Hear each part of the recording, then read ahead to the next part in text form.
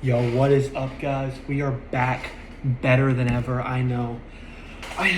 It's been like a year and a half since I did an episode of this. And to be honest, I really don't know why I stopped. Things just get kind of crazy and you just kind of lose track of things. And, school was kind of hectic, kind of just focusing on my grades. And then obviously, extracurriculars and sports, they get in the way a lot. They take up a lot of your free time. But recently, a friend has encouraged me to get back into the swing of things. So I thought we might as well give it a shot. With it being summer and we're about 2 months out from football season, I figured to give, a little intel, a little information on the recruiting side of things, because if you didn't know already, A&M, Mike Elko, is recruiting at an insanely high level. So I kind of wanted to dig into that a little bit, kind of break down the commitments, break down the recruitment of all these guys, and maybe go after, guys that we still have left, guys who maybe could flip, just kind of recruiting intel for those of you who don't really follow that too much. Now, I honestly follow recruiting a lot. With it being the off season, Aggie baseball is over, Aggie basketball is obviously over. All college sports are basically over right now. All there is really is NFL or MLB, I mean, and I like the MLB, but it's not my first choice. Don't shoot me if you're a baseball fan out there. I still love baseball, but I find the postseason more exciting than regular season, just because there's 162 regular season games. So this summer, I've been focusing a lot on recruiting, and if you don't keep up with recruiting, which I don't know how you're not, but if you're not, A&M, we do have the consensus number one class across all platforms. So Texas A&M has a lot of commits right now. Right now we have, let me see, I believe it's around 27 commits. So right now, Texas A&M has 25 commits, okay? So 25 commits, and 8 of those, depending on what website you look at, are 5 stars. Now, to put this into perspective, our 2022 class, which was considered the best class in college football history, had, I believe, 8 5-stars. So we have 8 5-stars right now, and I'm going to kind of start by breaking the top commits down, and then after that we will go into who is left, and then we will go into possible flip candidates. So I kind of want to go top to bottom here. I want to start off with Mark Matthews. According to On3, he's the number 5 player in the country, number 1 position, number 1 state, and he is the number 1 offensive tackle in the country out of St. Thomas Aquinas from Florida. Now, this is a recruitment that went back for a lot of months. It went back a year, maybe, if I'm remembering correctly. A 5-star plus guy. This guy is 6'5", 285 according to On3. Very good, very raw prospect. He was a Miami lean for most of his recruitment, because I'm the only one who really see the different, what experts put in what picks and exactly how that's going to impact the process. And Steve Wiltfong, Chad Simmons, Tim Spiegelman, these are all recruiting experts that work for On3, and they are all experts, and they put in picks, and then this gives you a percentage of where a recruit's going to go based on those picks. And so basically they put in a lot of predictions for Miami early in the process, but Mike Elko completely turned that around, and Mark Matthews quickly became a Texas A&M lean throughout the season. So back in early June, Mark Matthews committed to Texas A&M. Now, from my understanding, Mark Matthews is still a very raw prospect. He has a lot to work on, but his intangibles are just unmatched. I mean, this is a guy who's running under a 5-second 40, considering that he's 300 pounds. His shuttle speed is insane. He's very strong, has a lot of physical traits, and with Adam Cushing working with him at the next level, he could become a top 10, maybe a top 5 draft pick. And he has the potential to be a day one starter coming into the College Station in 2027. So Mark Matthews also is not visiting any other schools. He actually made it his mission to recruit 2 other kids from Florida, who we will get into later. But next up is 5-star safety Kamari Dorsey. He is the number 1 position player at safety in the country, according to On3, the number 11 player total. And he would be a 5-star plus, but he is 1 spot short to 247. And 5-star plus essentially means that you're a 5-star on every major recruiting website. So he does not have that luxury yet, but it is my understanding and my intel that he will probably be there by the time he signs in December. Now, this is another kid that shut things down, shut his recruitment down already, which honestly in July or June, wherever we are, wherever this video is, like, that's a huge thing. Getting guys to shut down their recruitment that early on in the process. You really don't see that often. But Kamari Dorsey, 6'3", 205, really all you could possibly want from a safety, from a physical standpoint. I mean, he had offers from Georgia, Alabama, Georgia Tech, Nebraska. I mean, obviously a 5-star safety is going to get a lot of those offers. And he committed to A&M way back in November of 2025. So this is a guy who has been familiar with the program for a while, who's been familiar with Elko for a while. And honestly, he's been recruiting guys maybe more than anyone in this class, maybe other than Mark Matthews or Cade McCarty. Cade McCarty is the best student-athlete recruiter we have, and he's not even a student-athlete yet for Texas A&M. But Kamari Dorsey, he gets compared to Derwin James. I'm not sure if any of you know who Derwin James is, but he is an all-pro NFL safety. So getting praise like that going into your senior year of high school is pretty impressive. So Kamari Dorsey, this isn't really a name to keep an eye on because he is locked down his commitment, and so is Mark Matthews. So I do not expect a lot of movement here on their parts. Most of these recruits have shut down their recruitments already, but they could reopen. Say if A&M has a bad season or a disappointing season, they could reopen their recruitments. But as of right now, most of these guys have their recruitment shut down, if not all of them. So let's move on to the next prospect. And the next prospect is going to be 5-star offensive lineman Kennedy Brown. Now, this is one of my underrated pickups, in my opinion. Obviously, 5-star offensive lineman, he's 6'3", 285, or 6'4", 285. How can that be underrated? Well, because he's not a 5-star on every website like Matthews is. He's really only a 5-star on ESPN, but he gets the 5-star on the Rivals industry rankings just because he is considered so highly everywhere else. And 247, in my opinion, doesn't have the best rankings. They are still very respectable, but I wouldn't consider them the best by any means. I think Rivals would have to have the best rankings because they usually have what everyone else agrees on. So Kennedy Brown committed to A&M back in April.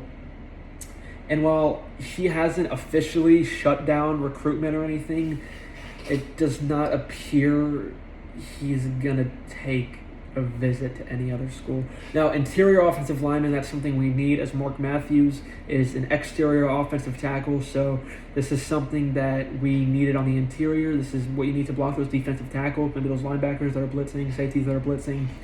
So this is a very important position of need for us.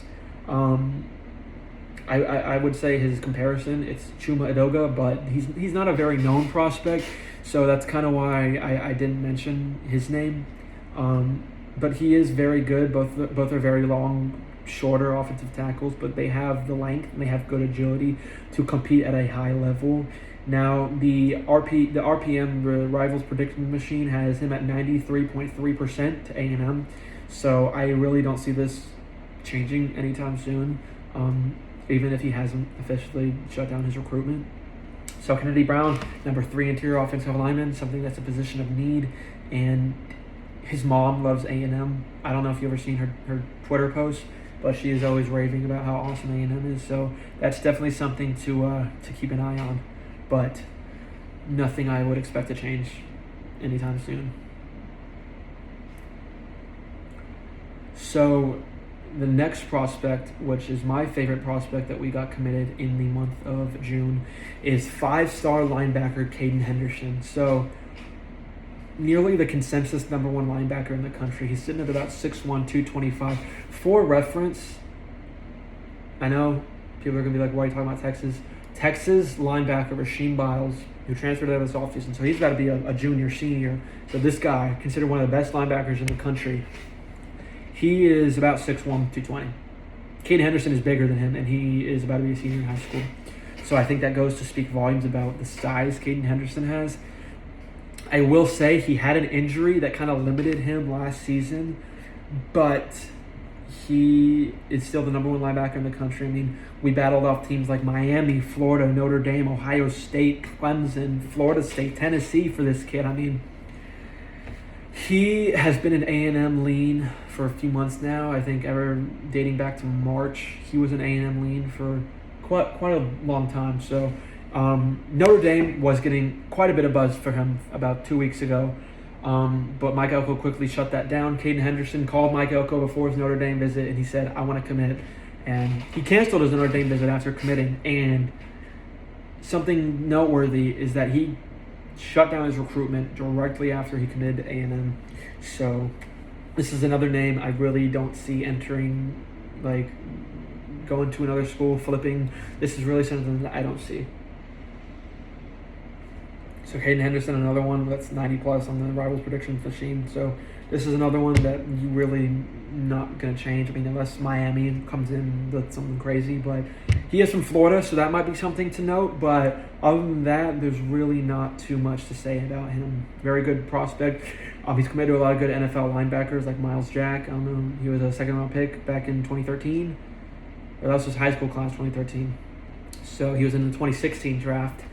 Second-round pick, so, you know, when you get praise like that, you know, not much you can say about that. So, tracking towards more defense. Most of these prospects are on the defensive side, except for 3 of them, I believe. So, the next guy we have is Zyron Forstall. Now, this is the kid that committed way back in March. Okay, March 31st. Zyron Forstall committed, and this is really what got the wave of 5 stars coming our way. So he goes to IMG Academy in Florida. I'm not sure if you're familiar with IMG Academy at all, but it is one of the premier high school football programs in the country. Like, this is where J.J. McCarthy went. This is where Connell Tate went. This is where, obviously, Zyron Forstall goes. This is just a really good football program. And he is the number 6 edge rusher in the country, number 27 player overall. Goes as high as number 22. And right now he is sitting at 6'3", 220. So my kind of evaluation on him is he is a very good prospect with good pass rush moves. But he needs to fill out a lot more before we expect him to contribute at a college level. For example, Marco Jones, our starting defensive end for this upcoming season, is sitting at about 260, 250-ish. So really, he'll need to put on 30, 35 pounds if he wants to contribute at the college level. But from what I've seen from him, he's a very good high school player. I mean, you don't get 5 stars just for nothing. And I think this is someone that Elijah Robinson and Mike Elko could turn into a demon. I do think Zyron Forstall could have an impact as a true freshman, which I think is true for a lot of these guys. But I've said this before, and I'll say it again. If you're starting 5, 6, 7 true freshmen, you're not putting yourself in a good spot. Now, if you're having 5 or 6 true freshmen contribute, that's different. But starting, you're not putting yourself in a good spot. Like, I could see 2 of these guys starting, genuinely, maybe 3. But any more than that, and the inexperience is going to kill your team. Like, obviously, when you have a guy like Jeremiah Smith, you got to start him as a true freshman. You know, I see a guy like Mark Matthews or Caden Henderson is that. Zyron Forstall could definitely be in the rotations in his true freshman year, but I think starting, I think Tristan Gibbons is in this last class. I think Bryce Perry Wright. I think Marco Jones is going to be here another year. So really, it would be nice for Zyron Forstall to get a year of development under his belt before he officially starts at A&M. And I really do think he can be a really good player for us. But as of right now, he's put on a little more weight. but I'm still really high on this kid. Like, he's been committed to A&M for a while. He bought into what Mike Elko's about. He's been recruiting guys. His teammate actually just committed to A&M today. We'll talk about a little bit about him later. We'll get to that. But, I mean, this is a guy who got visit offers from USC, LSU, Notre Dame, Miami. I mean, you can't get much better than that. So, this is a name that I would not expect to keep an eye on, like, flip-wise, just because he has shut down his recruitment. He hasn't taken any other visits. I don't even think it's entertaining the idea of other schools. So, that is a name to monitor production-wise. So next up is one of our oldest commits of this class. That's going to be 5-star Raylon Henry, committed back in November with Kamari Dorsey. So they committed about 2 weeks apart. Henry on the 15th, Dorsey on the 1st. And Henry is a 5-star corner, according to the Rivals Industry Rankings.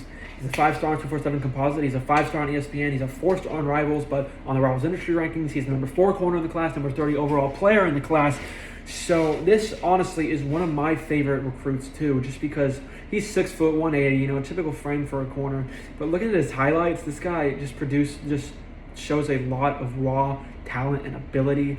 Honestly, similar to Brandon Arrington in last year's class, but I do believe that Henry has more defined characteristics as of right now. I do believe his film is better.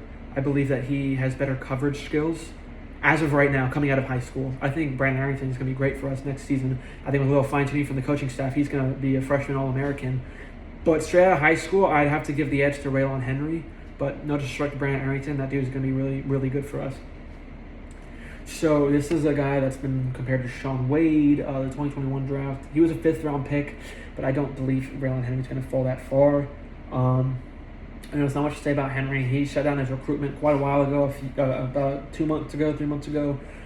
He's taken 5 visits to A&M. He's not going anywhere else. So the biggest threat is probably Ohio State, but as of right now, I really don't see a world where Raylon Henry ends up flipping, unless something unprecedented happens and we somehow land Josh Dobson and John Meredith. But that's not going to happen. I'll get into that later when we talk about flips, when we talk about future commits. So Raylon Henry, our top corner in the class right now, good pickup. So we only have 2 5-stars left on the rankings here, and one of those 5 stars is going to be Zion Forstall's teammate, Eric McFarland, committed today out of IMG Academy, and this is your Mario Craver replacement. 5'8", about 185 pounds. He is a 5-star on ESPN, 5-star on 247 Composite, and is just a few spots short of being a 5-star on the Rivals Industry Rankings. So number 6 position, wide receiver, number 37 player nationally, although number 3, ESPN, number 17 nationally. If he did not reclassify 2027 and stayed in the 2028 class like he was originally planned to do, he would have been the number 1 receiver and probably a top 5 player in the class. Obviously, he committed to A&M today. This kid has been drawing a lot of comparisons to Mario Craver just because of his game-breaking speed. If you want to, go look up his highlights. I'm really high on the kid. If I was to pick a guy to have if I was to pick any guy in this class to have significant playing time as a true freshman, it would be Eric McFarland. Because the transition from wide receiver to college from high school is a really easy transition. It's not like offensive line or defensive line or quarterback where the game changes so much, where you have to put on weight, you have to gain speed. Like, if you're a good wide receiver, that will translate to college. I mean, we've seen it with guys like Cam Coleman, Ryan Williams, Jeremiah Smith, Casey Concepcion, Mario Craver. These guys coming out of high school kind of just lit up the scene. I expect Aaron Grugger to do that, and I expect Eric McFarland to do that when he inevitably makes his way up to campus.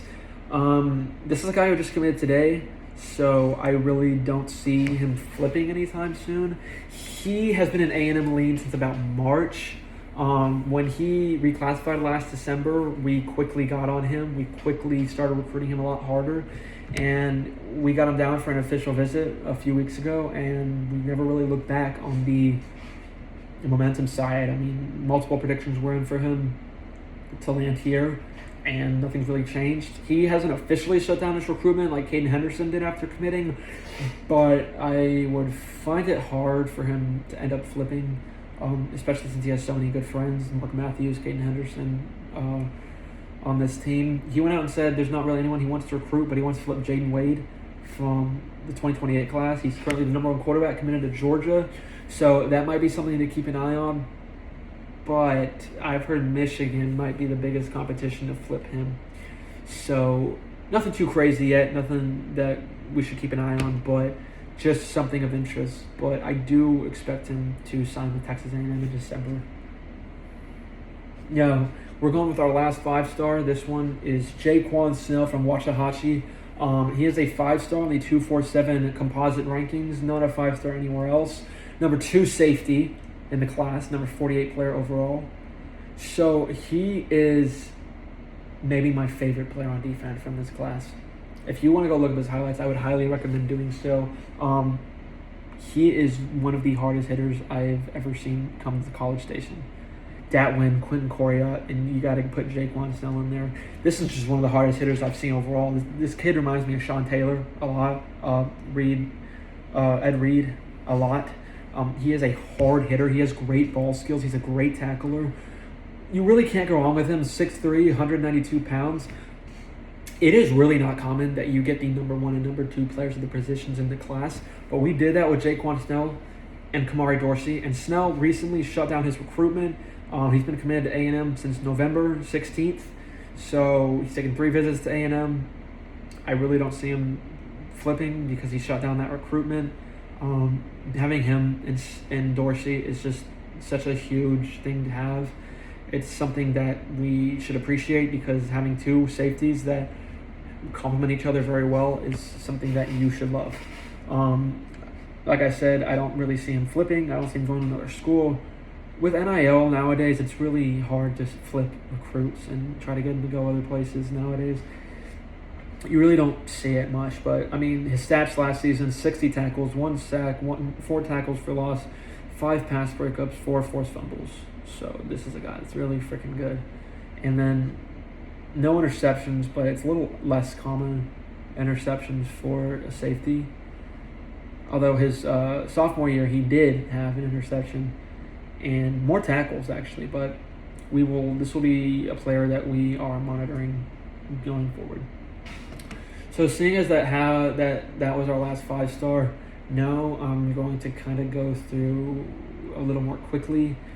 We have Jaden Upshaw, number 10 receiver according to Rivals rankings. He is 6'1", 195 pounds, and he was one of our top receiver prospects other than Eric McFarland. He's been committed since April. There's not really much to say about him. Jaden Upshaw is a great player, great talent, and we're glad to have him, and he is not going to flip anytime soon. He is going to be here to stay. Him and McFarland are going to complement each other really well. So I believe that. I actually saw him at a baseball game. He was a pretty nice guy, so I'm glad to have him. Now, Miles Smith is 6'4", about 6'5", 300 pounds, interior defensive lineman, number 4 player at his position. This is one of my most underrated pickups in the class because, you got Forrestal, you got Caden McCarty, and then you got Frederick Arch, we're about to talk about. Miles Smith, you need a big body in the interior of that defensive line, and he shows a lot of good size, a lot of good speed, and he has good pass rush abilities. And again, this is someone that I don't really see going to another school. He just kind of shut down his recruitment just a few days ago, so this is someone that definitely is here to stay and is going to sign in December. Now going to Frederick Arch, the third. Coming out of Florida, he's the number 7 player in the state. If you didn't know already, we have 4 of the top 5 players in Florida committed and 5 of the top 7. So that's definitely an interesting thing, especially considering Miami just made a national championship game. I mean, you just don't really see that in this day and age of college football. But Frederick Arch was actually kind of iffy about coming in here just because we already had Caden McCarty committed. We already had Zyron Forrestal committed. But they informed Arch that he'd be more of a true pass rusher, while, McCarty might be more of a hybrid guy, it's that kind of guy, off-ball linebacker. But McCarty will still be blitzing and pass rushing. So Caden Henderson, I believe. So Forrestal, so Arch. These guys all have different roles in the defense, and I think they're going to complement each other really well. Elijah Patman, not too much to say there either. Great prospect, 6'2", 295, so about the same size as Smith. He's a top 20 player at his position. He's been committed since October, so there's not too much to say there. This is another really good prospect that I think he's going to pair really well with the rest of this defense. Now we're going to go to probably the best recruiter on the team, and that's going to be Caden McCarty. Caden McCarty is my favorite recruit right now. This kid on Twitter, on Instagram, on everything is recruiting guys to A&M. Every time someone tags him asking about recruits, he answers. I mean, this is just a guy that truly buys into what A&M is. He's been committed for a while now. He's been committed since December. He's one of the best edge rushers in the state of Texas. He's a top 20 edge rusher in the country. And I think this is a guy that's going to have a big impact. About 6'2", 200 pounds right now. He will fill out when he gets to college. Same for Forstall. You really can't go wrong with him. And I really love this kid just because of what he buys into A&M. He's probably been our best recruiter. He is a big reason why we have the #1 class right now and are probably going to finish with it. So I know I've said this a little bit, but this is 1,000% the most underrated pickup of the class. There have been other underrated pickups, but this is the most underrated pickup. Is Caden Scott from San Antonio, Texas, sitting at 6'7", 280 pounds, top 15 player in his position. This is a guy that's been committed since January 19th, and he is a super underrated prospect. Unlike some of the other offensive linemen we have, this guy is not a raw prospect. He is ready. Like, I really think the only thing he's missing is putting on a little more weight. But if he puts on a little more weight, he will be a guy that can contribute right away for us. Something I really like about this class is it's kind of different than any other class we've had in the past. This class is basically built a whole new team. I mean, you got corners, safeties, linebackers, a whole defensive line. Going to the quarterback here, Jace Johnson, 6'4", 210 from Georgia. He has been committed since last August, so this is one of my favorite quarterbacks in the class. Depending on what site you look at, he can be as high as the top 3 quarterback in the country. Not so much to say there. I will say his ranking kind of fell due to an injury, but he has risen, and he's going to much more of an air raid offense this next season, so he believes that he's going to be able to show off his arm talent a lot more, and I believe that his ranking will jump a lot if he does end up succeeding in this new offense, which I believe he will. So, not so much to say there. You know, he's been committed for a while. He's not even taking calls from other schools, so that's not a name I would worry too much about flipping. Then we got Demarion Johnson, and this guy is really good. He's sitting at 6'5", 300 pounds, another offensive tackle, but I believe he will play wherever he's told to play. That's kind of what I heard in interviews from him. So he's a guy who goes to Tyler Legacy in Tyler, Texas, and he was a flip target for quite a bit of time, but he shut down his recruitment. I know he took a visit to Texas, but I don't believe he's a area of concern for us. I believe he's going to stay here. So then you got Damani Warren, 6'4", 210, very good receiver for us. I'm just going to kind of go through these next ones quickly. Hakeem Frampton, he's also very underrated. He's only a 3-star, but he's an All-American. He played in the All-American game. So did Damani Warren, and they're both 3-stars. I believe that these two are very underrated. I think that Caden McCarty and Caden Scott are underrated, but these guys, they're going to cause some problems when they get here. Then you got Errol Kearns, Ashton Whiteside, Niemi Haddad, and then 2 special teams players. I don't see any of these guys going anywhere anytime soon. I think Elko has kind of informed them all what their rules are going to be, and they believe they're a good fit here. So now I wanted to go into recruits upcoming that have not committed yet, and the one I am keeping my eye on the most is 5-star corner Joshua Dobson. So Joshua Dobson, it's a 5-star corner. He is from North Carolina, and he's a 5-star on every website except 247, but on 247 Composite he is widely considered as a top 2 corner in the country. And really there's not too much to say about him. I do believe he will end up at A&M from what I'm hearing as of right now. The biggest challengers are South Carolina and Michigan. I hear that South Carolina and Michigan have pretty big NIL offers to offer him, but I do believe right now we're in a really good position to get the top 8 player in the country. So not too much to say there. He comes on Wednesday, so we're going to monitor that as closely as we can until then, but I believe that he is going to end up in Aggie. Now, my most intriguing prospect that is left on the board is Landon Williams-Callis from Randall. Now this kid, top 3 running back in the country. He's the consensus number 3 running back. Pretty good. 247 composite. He's a 5-star. Right now, it's 52.8% A&M to 40.8% Texas.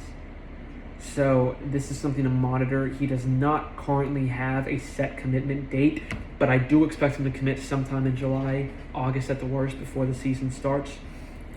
He is 5'8", 190 pounds. This is a kid that could also contribute right away. I mean, as you've seen from our offensive play calling,